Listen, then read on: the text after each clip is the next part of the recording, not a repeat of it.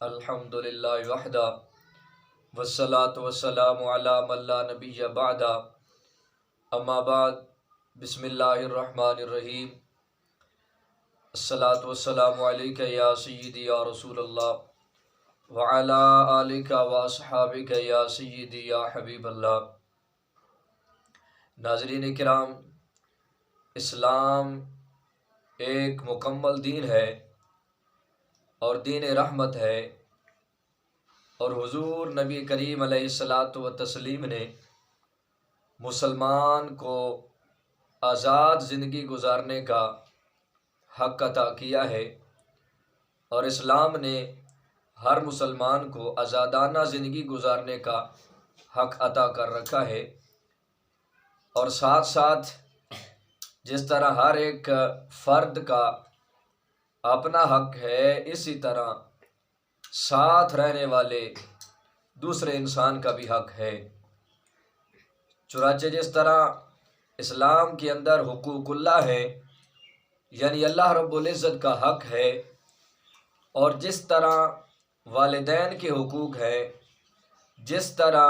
اولاد کے حقوق ہے، اور جس طرح شوہر کے حقوق ہے، بیوی کے حقوق ہے، اسی طرح اسلام کے اندر ہمسائے کے حقوق بھی آئے ہیں۔ ہمسائے کیا ہوتے ہیں؟ حضور علیہ الصلاۃ والسلام نے فرمایا کہ انسان کے اپنے گھر کے ارد گرد 40 گھروں تک رہنے والے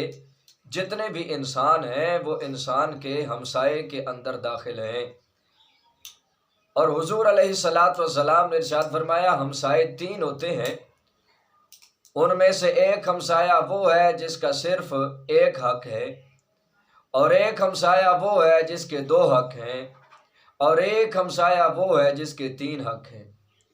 فرمایا وہ ہمسایہ جس کے 3 حق ہیں وہ مسلمان رشتہ دار ہمسایہ ہے، کہ ایک تو حق رشتہ داری ہے، اور دوسرا حق اسلام ہے، اور اس کا تیسرا حق ہمسائیگی ہے۔ اور فرمایا جس کے 2 حق ہیں وہ مسلمان ہمسایہ ہے، کہ اس کا ایک حق اسلام ہے، اور دوسرا حق ہمسائیگی ہے۔ اور فرمایا وہ تیسرا ہمسایہ جس کا صرف ایک حق ہے وہ مشرک ہمسایہ ہے۔ اب غور کیجئے اسلام کی تعلیمات پر کہ اسلام نے مشرک ہمسائے کے حق کو بھی ضائع نہیں کیا، بلکہ مشرک ہمسائے کے حق کی بھی حفاظت فرمائی ہے۔ مزید حضور علیہ الصلاۃ والسلام نے ہمسائے کی فضیلت بیان کرتے ہوئے فرمایا کہ تم اپنے ہمسائے کے ساتھ اچھا سلوک کرتے رہو، اچھا برتاؤ کرتے رہو، تب جا کر تم مسلمان ہو جاؤ گے، یعنی کامل مسلمان ہو جاؤ گے۔ اور حضور علیہ الصلاۃ والسلام نے ارشاد فرمایا ہمسائے کی فضیلت اور عظمت کو بیان کرتے ہوئے فرمایا کہ جبریل نے مجھے بار بار ہمسائے کی وصیت فرمائی ہے، ہمسائے کے ساتھ حسن سلوک کی وصیت فرمائی ہے، اور حضور فرماتے ہیں یہاں تک کہ میں نے یہ گمان کیا کہ ان قریب ہمسائے کو وارث بھی بنا دیا جائے گا۔ اور حضور علیہ الصلاۃ والسلام نے ارشاد فرمایا من کان یؤمن باللہ والیوم الآخر، فرمایا جو اللہ اور آخرت کے دن پر ایمان رکھتا ہے اسے چاہیے کہ فلیکرم جارہ، وہ اپنے ہمسائے کی عزت کرے۔ اور پھر بہت سارے لوگ ایسے بھی ہوتے ہیں جو ہمسائے کی تکلیف کی شکایت کر رہے ہوتے ہیں، اور اس کو ملنے والی پریشانی کو ذکر کر رہے ہوتے ہیں۔ حضرت عبداللہ ابن مسعود فرماتے ہیں کہ ان کے پاس ایک آدمی آیا اور اس نے آ کر اپنے ہمسائے کی شکایت کی اور کہا کہ مجھے ہمسائے سے تکلیف ملتی ہے، میرا ہمسایہ مجھے پریشان کرتا رہتا ہے، مجھے ارشاد فرمائیے کہ میں اس کے ساتھ کیا سلوک اختیار کروں۔ حضرت عبداللہ ابن مسعود نے فرمایا کہ اگر وہ تیرے متعلق اللہ رب العزت کی نافرمانی کر رہا ہے تو اس کے متعلق اللہ رب العزت کی نافرمانی نہ کر۔ اس سے پتہ چلتا ہے کہ جب ہم ہمسائے کے حقوق کو ضائع کر دیتے ہیں، یا ہمسائے کو پریشان کر رہے ہوتے ہیں، یا ہمسائے کو تکلیف دے رہے ہوتے ہیں، تو ہم اللہ رب العزت کی نافرمانی کر رہے ہوتے ہیں۔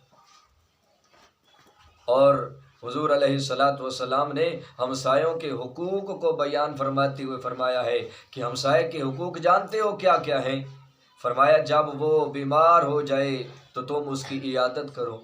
فرمایا جب وہ فوت ہو جائے تو اس کا جنازہ اٹھاؤ، اس کا جنازہ پڑھو، فرمایا جب وہ مفلس ہو تو اس کی حاجت روی کرو، جب وہ قرض مانگے تو اسے قرض دو، اور جب وہ پریشانی کا شکار ہو، اسے کوئی مصیبت پہنچے، اسے کوئی تکلیف پہنچے تو تم جا کر اسے صبر کرنے کی تلقین کرو، اور جب اسے کوئی اچھی چیز ملے تو فرمایا تم جا کر اسے مبارکباد دو، اور اگر وہ کوئی غلطی کر بیٹھے، اسے کوئی کمی ہو جائے، اسے کوئی کوتاہی ہو جائے تو اس کے عیب کی پردہ پوشی کرنا بھی ہمسائے کے لیے ضروری ہے۔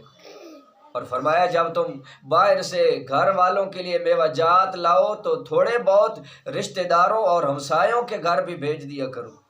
اور فرمایا اگر تم ہمسایوں کے گھر میں میوہ جات بھیجنے کی طاقت نہیں رکھتے تو اپنے گھر میں بھی لے کر آنا ہے تو خفیہ طور پر اور چھپ کر لے کر آؤ۔ اور حضور علیہ الصلاۃ والسلام نے ارشاد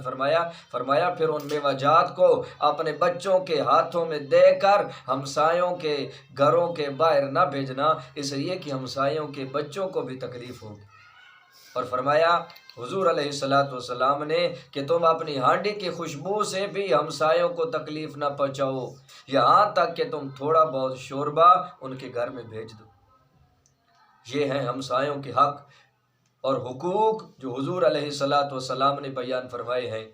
اور حضور علیہ الصلاۃ والسلام نے ایک اور احادیث پاک کے اندر ارشاد فرمایا جانتے ہو ہمسایوں کے کیا حقوق ہیں؟ فرمایا جتنے بھی حقوق ہیں انہیں کوئی پورا نہیں کر سکتا مگر صرف وہ انسان جس کے اوپر اللہ رب العزت کی رحمت ہوتی ہے۔ اب پتہ چل گیا اگر ہم نے دیکھنا ہو کہ کس کے اوپر اللہ رب العزت کی رحمت ہو رہی ہے تو اس کے ہمسایوں سے جا کر اس کے بارے میں پوچھ لینا چاہیے۔ اگر اس کے ہمسائے اس کے بارے میں یہ کہہ دیں کہ ہم اپنے ہمسائے سے خوش ہیں، مطمئن ہیں، ہماری جان بھی محفوظ ہے، ہمارا مال بھی محفوظ ہے، تو سمجھ لینا کہ اس کے اوپر اللہ رب العزت کی رحمت ہو رہی ہے۔ اور حضرت مجاہد رضی اللہ تعالیٰ عنہ کیا فرماتے ہیں؟ وہ فرماتے ہیں کہ میں حضرت عبداللہ ابن عمر کے پاس بیٹھا ہوا تھا، حضرت عبداللہ ابن عمر کا غلام ذبح شدہ بکری کی کھال اتار رہا تھا، اور حضرت عبداللہ ابن عمر اپنے غلام کو بار بار یہی کہہ رہے تھے کہ جب تم اپنے اس بکری کی کھال کو اتار لو تو سب سے پہلے گوشت ہمسائے یہودی کے گھر میں پہنچا دے، بار بار یہی کہہ رہے تھے۔ اب اس نے کہا، عرض کی حضور کتنی بار اور کہیں گے؟ آپ نے فرمایا بالکل اسی طرح حضور علیہ الصلاۃ والسلام نے ہمیں بار بار وصیت فرمائی ہے، ہمیں بار بار وصیت فرمایا کرتے تھے ہمسایوں کے حقوق کو پورا کرنے کی۔ اور کسی بزرگ کے بارے میں آتا ہے کہ اس بزرگ نے ہمسایوں کے حقوق بتانے کے لیے ایک آدمی سے ایک اپنی پریشانی کو ذکر کیا۔ وہ پریشانی کیا تھی؟ اس اللہ والے نے کہا کہ میرے گھر کے اندر چوہوں کی کثرت ہو گئی ہے،